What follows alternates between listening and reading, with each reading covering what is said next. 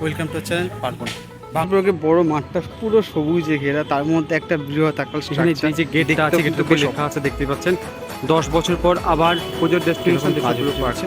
আর এই সেই বড় প্রেজেন্টেশন যেটা তৈরি হচ্ছে মেনলি দেশের পার্কের পূজা মানে মাঠের উপরে, এই জায়গাতে দাঁড়িয়ে দেশের পার্ক মোটামুটি ভিতর বাঁশের যে ওয়ার্ক কিন্তু পুরোপুরি বাকি আছে। মাসের দেখুন এই যে পুরো চত্বরটা আছে, এখানে হচ্ছে আমাদের হচ্ছে মা দুর্গা, তার লক্ষ্মী গণেশ কার্তিক সম্পূর্ণ এই জায়গায় এইগুলো ভিতরে এইগুলো সব ডিজাইনের কাজ কিন্তু মোটামুটি হয়ে গেছে।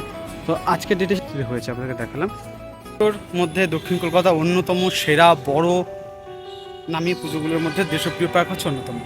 এই দেশপ্রিয় পার্কে 10 বছর আগে যে পুজো প্রিপারেশন হয়েছিল, একটা বিশাল আকার প্রেজেন্টেশন আমরা দেখেছিলাম, তারই পুনরাবৃত্তি ঘটতে চলেছে 2025-এ। হয়তো মূর্তিতে নয়, বাট অন্য প্যান্ডেল আকারে বা অন্য কিছুতে সেরকম একটা পুজোর ডেস্টিনেশন 10 বছর পর দেশপ্রিয় পার্ক।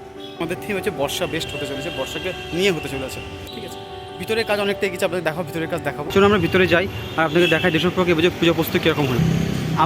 এই যে সেই বড় প্রেজেন্টেশন যেটা তৈরি হচ্ছে মেনলি দেশের পার্কে পূজা মানে মাঠের উপরে, তো আমরা আপনাকে বলেছিলাম, অন্যদের সেক্রেটারির মুখে আমরা শুনেছিলাম যে এবছর দেশের পার্কের থিম কীরকম হতে চলেছে, কীরকম বেস্ট থিম হতে চলেছে। ঠিক আছে, তো সেক্ষেত্রে দাঁড়িয়ে কিন্তু দেশপ্রিয় পার্ক এবছর আমাদেরকে বিশাল বড় চমক দিচ্ছে। এটা তার সঙ্গে সঙ্গে কথা হচ্ছে দেশপ্রিয় পার্কের এবছরের পুজো কিন্তু সবার মন কাটতে চলেছে। তো আজকের দেশে দাঁড়িয়ে কতটা প্রস্তুত হলো, কতটা এগিয়েছে কাজ চলুন আপনাকে দেখাই।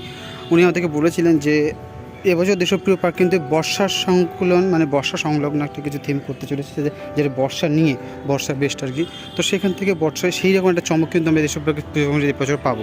তো সেক্ষেত্রে দাঁড়িয়ে দেখি ভিতরের দিকে যাই, এদের কাজ কতটা এগিয়েছে সেটা আপনাকে দেখাই।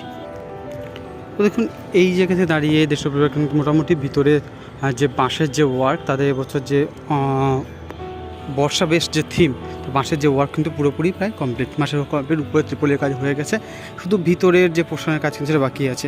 আর দেখুন এই যে পুরো চত্বরটা আছে, এখানে হচ্ছে আমাদের হচ্ছে মা দুর্গা, তার লক্ষ্মী গণেশ কার্তিক সম্পূর্ণ কিন্তু এই জায়গায় এই পোর্শনটাতে বসবে, এই পোর্শনটাতে হবে।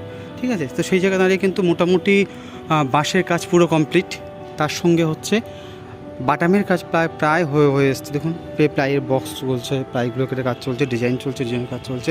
এখানে ভিতরে ঢোকার মুখের যে গেটগুলো আছে, এই পাশে একটা গেট আছে, বা এইদিকে একটা গেট হবে, একটা তো সামনের পোর্শন, ওদিকে যাবো, দেখবো, চেষ্টা করবো যেতে। দেখুন এই ভিতরে এগুলো সব ডিজাইনের কাজ কিন্তু মোটামুটি হয়ে গেছে। চলো একটু সামনের দিকে যাই, আপনাদেরকে দেখাই সামনের দিক থেকে এটা কীরকম দেখতে লাগছে। আমরা যদি সামনে থেকে দেখি তাহলে এই মোটামুটি এরকম দেখাচ্ছে সামনের পোর্শনে, এটুকু দেখাচ্ছে। ভিতরের কাজ মোটামুটি প্রায় অনেকটাই কমপ্লিট, সামনে এখনও বাঁশা বাঁধা কাজ চলছে, কারণ এই স্ট্রাকচারটা কিন্তু আরও হবে।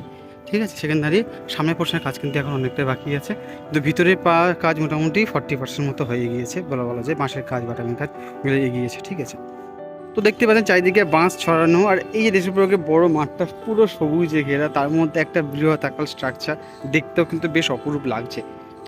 আমরা এখন দাঁড়িয়ে রয়েছি দেশপ্রিয় পার্কের যে পূজা মণ্ডপ, তার মধ্যে আপনাকে দেখাচ্ছি দেশপ্রিয় পার্কে এবছর পূজা প্রস্তুতি প্রিপারেশন কতটা হয়েছে।